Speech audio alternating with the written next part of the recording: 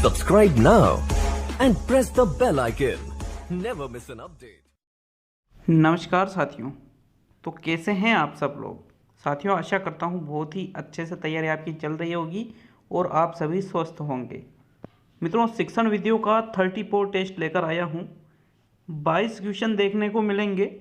मैं पीएन लोधा आपको अच्छी तरह से पूरी कोशिश करूंगा कि एक एक क्वेश्चन को अच्छी तरह से समझा सकूं और आपको आपका मूल्यांकन हो जाए।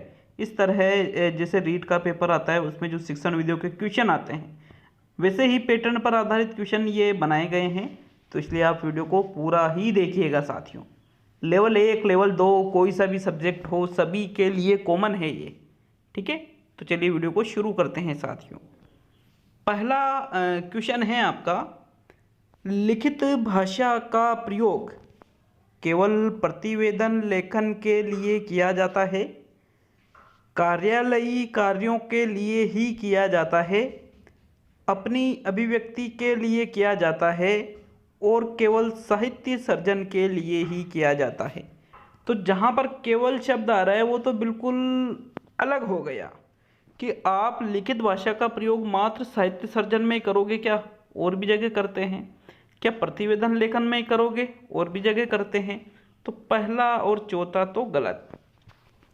कार्यालयी कार्यों के लिए ही किया जाता है, और के लिए नहीं करेंगे, मतलब ये भी गलत, क्योंकि ही शब्द आ रहा है यहाँ पे, जोर दे रहा है। और अपनी अभिव्यक्ति के लिए किया जाता है। बिल्कुल साथियों, जो अपनी अभिव्यक्ति है, लिखित रूप से जो अपने विचार व्यक्त करते हैं, वो लिखित भाषा का प्रयोग ही है। तीसरा विकल्प आपका सही है प्रश्न संख्या 1 में। क्लियर है ये प्रश्न सभी के। तो चलिए आगे बढ़ेंगे। अब प्रश्न नंबर 2 है, विद्यालय अथवा कक्षा में समृद्ध भाषाई परिवेश से तात्पर्य है। समृद्ध भाषाई परिवेश, 3 शब्द है। समृद्ध भाषाई परिवेश अर्थ क्या होता है, याद रखिएगा इसको। मुख्य धारा की भाषा सुनने के अधिक से अधिक अवसर, अर्थ बाद में बताऊंगा, एक बार ऑप्शन देखेंगे।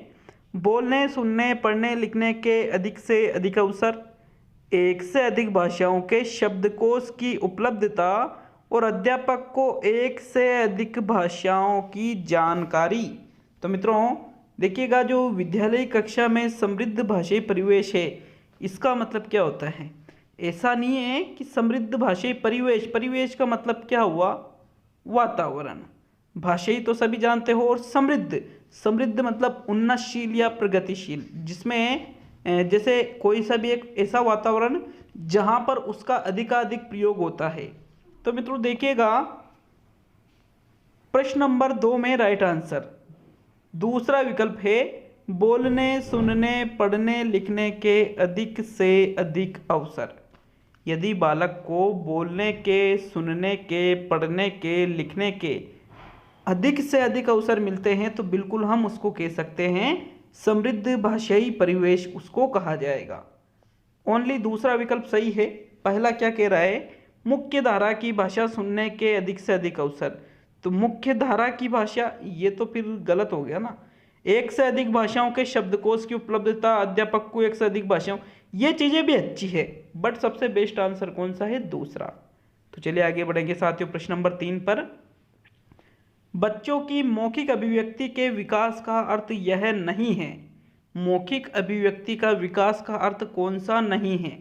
वाद विवाद में बेझिझक होकर बोलना, कहानी सुनकर शब्द सह दोहराना, अपनी कल्पनाओं की मौखिक अभिव्यक्ति और बातचीत में सक्रिय भागीदारिता का निर्वाह करना। तो मित्रों, मौखिक अभिव्यक्ति के विकास का अर्थ कौन सा नहीं है। देखिए, बातचीत में सक्रिय भागीदारिता का निर्वाह करना, कि बातचीत जब की जाती है तो सक्रिय रूप से भागीदारी निभाकर आप उस चीज़ को बिल्कुल आप एक्टिव रहोगे उसमें, तो फिर वो तो बिल्कुल आप मौखिक अभिव्यक्ति के अर्थ में आ जाओगे। अपनी कल्पनाओं की मौखिक अभिव्यक्ति यदि आप करते हो, खुद की जो कल्पनाएं अपने अंदर उत्पन्न होती है, तो उनकी मौखिक अभिव्यक्ति करते हो, तो वो भी मौखिक अभिव्यक्ति कहलाएगी। कहानी सुनकर शब्द सह दोहराना, साथियों जैसे शब्द सह मतलब जैसे का तैसा, जैसा कि कहानी आपको सुनाया गया है, जैसी कहानी आपको सुनाई गई है वैसी ही कहानी अगर आप दोहराते हो तो वो तो रटना हो गया एक तरह से, तो फिर उसमें आप खुद के विचार कहाँ इंक्लूड कर रहे हो साथियों। इसलिए यहाँ दूसरा विकल्प क्या है, मौखिक अभिव्यक्ति के विकास का अर्थ नहीं है, तो दूसरा ही विकल्प सही है। अगर आप सोच रहे हो वाद विवाद में बेझिझक होकर बोलना, तो बेझिझक होकर बोलना मतलब बिना झिझक के वाद विवाद करना, तो वाद विवाद में भी अगर आपके अंदर झिझक है साथियों, तो फिर उसमें मौखिक अभिव्यक्ति कहाँ हो रही है। इसलिए बिना झिझक के अगर आप बोलते हो वाद विवाद में, तो वो भी मौखिक अभिव्यक्ति है, बेझिझक, बिना झिझक के। अतः ओनली दूसरा ही विकल्प सही है साथियों प्रश्न नंबर 3 में। चलिए आगे बढ़ेंगे प्रश्न नंबर 4 पर। भाषा शिक्षण में खेल का सर्वाधिक महत्वपूर्ण स्थान है क्योंकि भाषा शिक्षक को कम श्रम करना पड़ता है, खेल भाषा को विस्तार देते हैं, खेल में आनंद आता है और खेल में शारीरिक विकास होता है। मित्रों, भाषा शिक्षण में खेल का सर्वाधिक महत्वपूर्ण स्थान क्यों है। देखिए, जैसे बच्चों को कोई सी भी भाषा सिखाई जा रही है, पढ़ाई जा रही है, तो उसमें खेल का महत्व, तो ऐसा नहीं है कि यहाँ पर आपको सही विकल्प का चयन कैसे करोगे। अगर आपकी सोच जा रही है शारीरिक विकास होता है, तो ये तो शारीरिक पक्ष पर ध्यान दिया जा रहा है साथियों, भाषाई पक्ष पर कहाँ ध्यान दिया जा रहा है। जबकि यहाँ भाषा शिक्षण की बात की जा रही है, तो चौथा गलत हो गया। खेल में आनंद आता है, ये स्वाभाविकता सी चीज़ है, भाषा शिक्षण का क्या रोल हुआ इसमें, ये भी गलत हो गया। लेकिन खेल भाषा को विस्तार देते हैं, बिल्कुल यही आपका राइट आंसर है साथियों, कि भाषा शिक्षण में खेल का महत्व क्यों है, क्योंकि खेल क्या करते हैं, भाषा को विस्तार देते हैं। पहला तो बिल्कुल ही गलत है कि कम श्रम करना पड़ता है, तो तीसरा चौथा राइट न होकर दूसरा ही विकल्प सही रहेगा 101%। अगर डाउट भी है तो भी दूर कर लो। खेल भाषा को विस्तार देते हैं, भाषा शिक्षण में महत्व पूछा है, ना कि डायरेक्ट शिक्षण में। अगर यूँ रहता कि शिक्षण में खेल का सर्वाधिक महत्वपूर्ण स्थान है, तो फिर यही आपका दूसरा ऑप्शन रहता ही नहीं, यहाँ पर कोई अन्य ऑप्शन रहता। तो साथियों दूसरा ही विकल्प सही है प्रश्न नंबर 4 में। चलिए आगे बढ़ेंगे प्रश्न नंबर 5 पर। पाठ के अंत में अभ्यास और गतिविधियों का उद्देश्य नहीं है भाषा का विस्तार करना, सृजनात्मकता का विकास करना, बच्चों को अभिव्यक्ति के अवसर प्रदान करना और प्रश्नों के उत्तर सरलता से याद करवाना।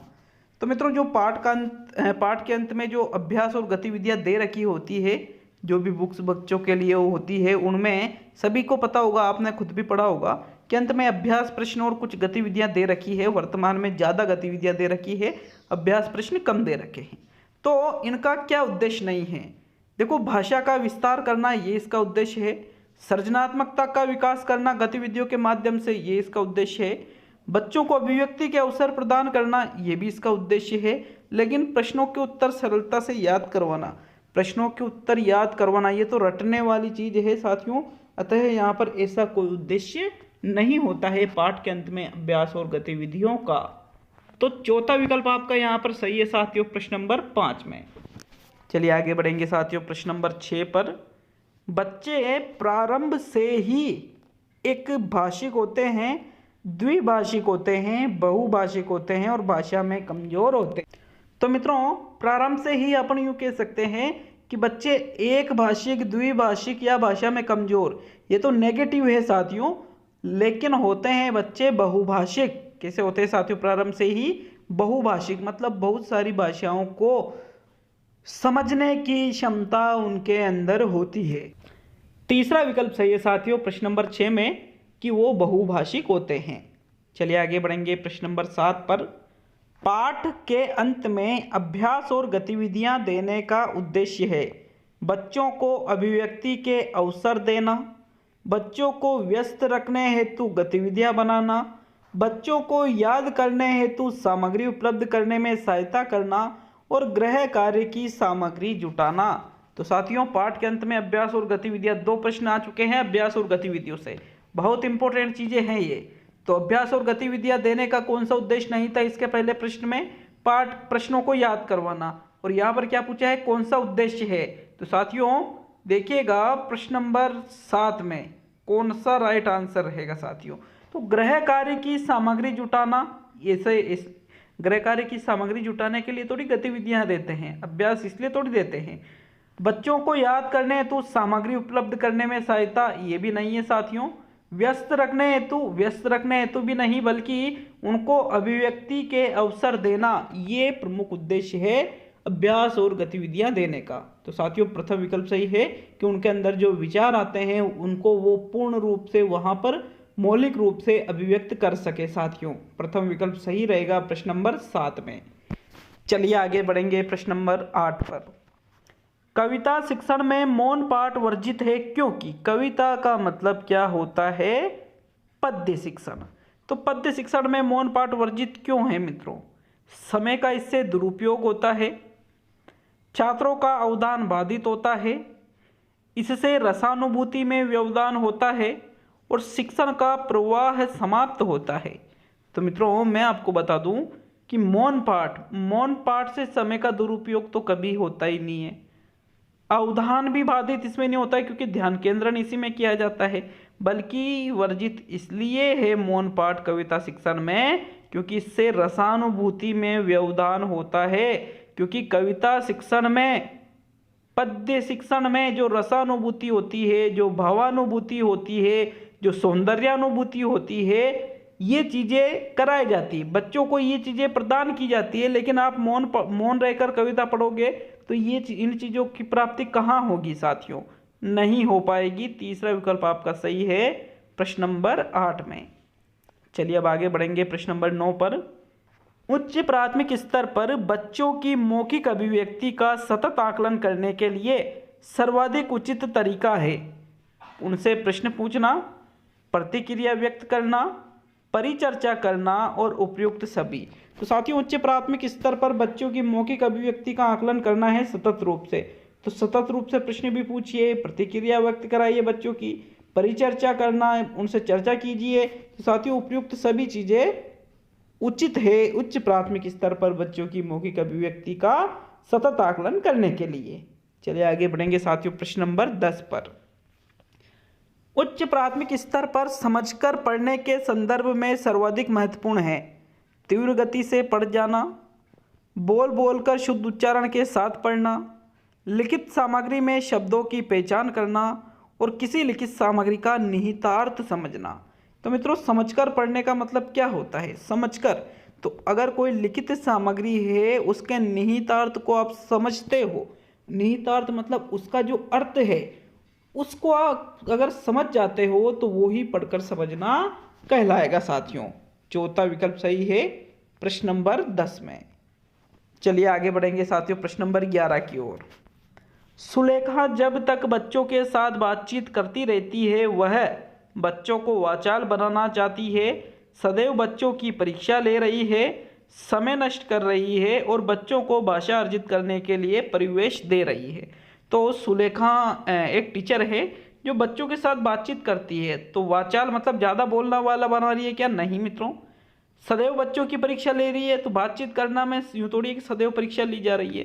समय नष्ट तो बिल्कुल गलत हो गया, बल्कि वो बच्चों को भाषा अर्जित करने के लिए परिवेश दे रही है, वातावरण निर्मित कर रही है कि बच्चा उस परिवेश में रहकर भाषा को अच्छी तरह से सीखे। चौथा विकल्प प्रश्न नंबर 11 में सही है। चलिए आगे बढ़ेंगे प्रश्न नंबर 12 पर। भाषा के आधारभूत कौशल क्रमबद्ध रूप से चलते हैं, हमेशा अर्जित किए जाते हैं, सर्वथा पृथक होते हैं और अंतः संबंधित होते हैं। तो मित्रों सर्वथा पृथक होते हैं ये सबसे गलत हो गया। अब होता क्या है, हम या तो इसमें पहला लगा देते हैं या दूसरा लगा देते हैं, लेकिन इसका राइट आंसर कौन सा है? अंतः संबंधित होते हैं। मित्रों क्रमबद्ध रूप से चलते हैं ऐसा कुछ जरूरी नहीं है। कोई सुनना बोलना लिखना पढ़ना बताता है तो कोई सुनना बोलना पढ़ना लिखना बताता है।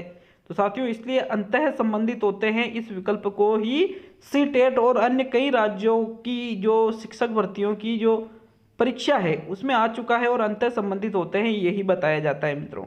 12वें क्वेश्चन में एक दूसरे से संबंधित ये होते हैं। चलिए प्रश्न नंबर 13। निम्न में से किस विधि द्वारा छात्रों को मौखिक अभिव्यक्ति में प्रेषित किया जा सकता है? प्रश्नोत्तर द्वारा, वाक्य रचना द्वारा, कहानी लेखन द्वारा और चित्र निर्माण द्वारा। तो मित्रों किस विधि द्वारा छात्रों को मौखिक अभिव्यक्ति में प्रेषित करोगे आप?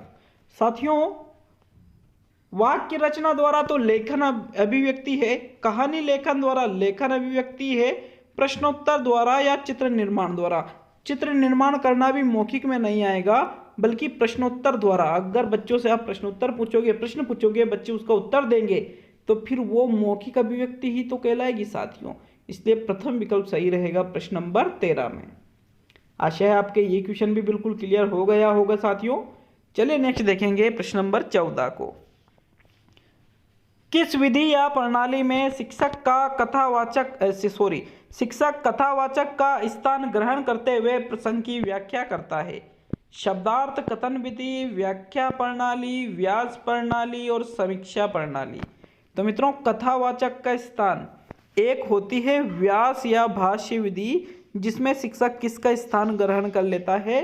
कथावाचक का स्थान ग्रहण कर लेता है साथियों, और प्रसंग की व्याख्या करता है। जैसे कथावाचक होते हैं ना, कथा का वाचन करने वाले, वो उस प्रणाली में प्रसंग की कोई भी एक प्रसंग बोला जाता है, उनकी व्याख्या करके वो बताते हैं। तो ऐसा ही व्यास प्रणाली में या व्यास विधि में होता है मित्रों। तीसरा विकल्प सही है 14वें क्वेश्चन। मित्रों, तीसरा विकल्प सही है आपके प्रश्न नंबर 14 में। चलिए आगे बढ़ेंगे प्रश्न नंबर 15 पर। शिक्षक बालकों को गद्यांश शुद्ध पढ़कर बताता है तथा बालक प्रत्येक शब्द को ध्यानपूर्वक सुनते हैं। इसे हम कहते हैं आदर्श वाचन, अनुकरण वाचन, मौन वाचन और समवेत वाचन। तो शुद्ध पढ़कर बता रहा है, शुद्ध पढ़कर बता रहा है तो मौन तो रहेगा ही नहीं साथियों। फिर शब्द को ध्यानपूर्वक सुन रहे हैं छात्र, तो समवेत में तो सभी साथ में बोलते हैं। अनुकरण में इसके बाद किया जाता है, इसको कहते हैं आदर्श वाचन। क्या कहा जाएगा साथियों? इसको आदर्श वाचन कहा जाएगा। प्रथम विकल्प आपका प्रश्न नंबर 15 में सही है। चलिए आगे बढ़ेंगे प्रश्न नंबर 16 पर। निम्न में से किस तत्व का दैनिक पाठ योजना में उपयोग नहीं है? उद्देश्यों को परिभाषित करना, शिक्षण विधि व प्रतिनिधियों का चयन, दत्त कार्य का निर्धारण और नील पत्र का निर्माण। तो साथियों, दैनिक पाठ योजना में किसका उपयोग नहीं किया जाता है?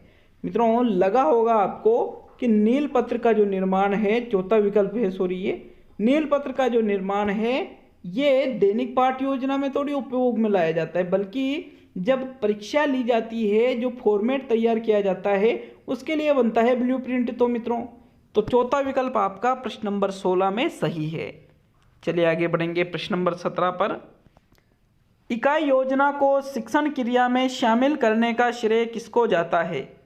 प्रीस्टोन, प्रोफेसर H.C. मॉरिसन, सैम्फोर्ड और बेकन। तो साथियों, इकाई योजना की बात की जाए तो कई बार बता चुका हूँ, हेनरी क्लेव मॉरिसन के द्वारा इसका निर्माण किया गया था। सेकंड विकल्प आपका सही है, जिनको H.C. मॉरिसन शॉर्ट में कहा जाता है। H मतलब हेनरी, C मतलब क्लेव, हेनरी क्लेव मॉरिसन। दूसरा विकल्प आपका बिल्कुल सही है प्रश्न नंबर 17 में। चलिए आगे बढ़ेंगे प्रश्न नंबर 18 पर मित्रों। 18वां क्वेश्चन है, फ्लालैन बोर्ड का प्रयोग होता है लेखन कार्यों में श्रवण हेतु, चित्र प्रदर्शन हेतु और फिल्म पट्टिका प्रदर्शन हेतु। तो मित्रों, जो फ्लैलेन बोर्ड है, फ्लैनल बोर्ड भी इसको कहा जाता है, इसका प्रयोग लेखन कार्यों के लिए न होकर के चित्र प्रदर्शन हेतु होता है साथियों। ये एक खादी का कपड़ा बना होता है, जिस मोटा सा होता है, जिस पर चित्र लगाए जाते हैं, उसको कहते हैं फ्लैनल बोर्ड। तीसरा विकल्प 18वें क्वेश्चन में राइट है साथियों। चलिए आगे बढ़ेंगे प्रश्न नंबर 19 की ओर। निम्न में से कौन सा मूल्यांकन का प्रकार नहीं है? मानक, निर्माणात्मक, योगात्मक और CCE। तो मित्रों, मूल्यांकन के प्रकारों में योगात्मक भी आता है, निर्माणात्मक भी आता है, CCE लिखा था मैंने, CCE, यहाँ पर थोड़ी मिस्टेक हुई है।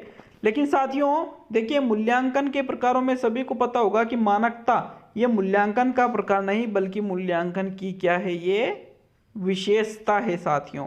तो इस प्रकार आपका प्रथम विकल्प जो है ये मूल्यांकन का प्रकार नहीं है। चलिए आगे देखेंगे प्रश्न नंबर 20 को। मौखिक भाषा के आकलन का सर्वोत्तम तरीका है किताब को पढ़ना, अंत्याक्षरी करवाना, प्रश्नों के तयशुदा उत्तर देना और अनुभव बांटना व बातचीत। तो मित्रों, मौखिक भाषा के आकलन का सर्वोत्तम तरीका कौन सा है इनमें से? देखिएगा, तयशुदा उत्तर दोगे तो वो रटंत वाली चीज है, लेकिन अपने अनुभव बांटना और बातचीत करना, जिसमें बालक के जो मौलिक विचार है वो भी सभी के सामने आए, बालक के अंदर क्या क्या चीजें चल रही है सभी इससे ही पता चलता है साथियों। तो मौखिक आकलन के लिए, मौखिक भाषा के आकलन के लिए ये सर्वोत्तम तरीका है। चौथा विकल्प सही है प्रश्न नंबर 20 में। चलिए नेक्स्ट देखेंगे प्रश्न नंबर 21 को। उपचारात्मक शिक्षण के लिए आवश्यक नहीं है शिक्षण विधि को स्थायी रखना, शिक्षार्थी की किसी भी गलती की अवहेलना नहीं करना, पहले निदानात्मक परीक्षण कर लेना और इनमें से कोई नहीं। तो मित्रों, उपचारात्मक शिक्षण के लिए कौन सी चीज आवश्यक नहीं है?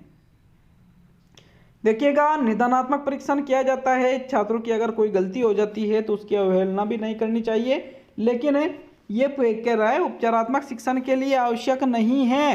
तो साथियों, शिक्षण विधि को स्थायी रखना ऐसा कोई जरूरी नहीं है कि उपचारात्मक शिक्षण बच्चों का जब करोगे तो शिक्षण विधि स्थायी ही रहे, ये कोई जरूरी नहीं है साथियों। 21 में प्रथम विकल्प सही है।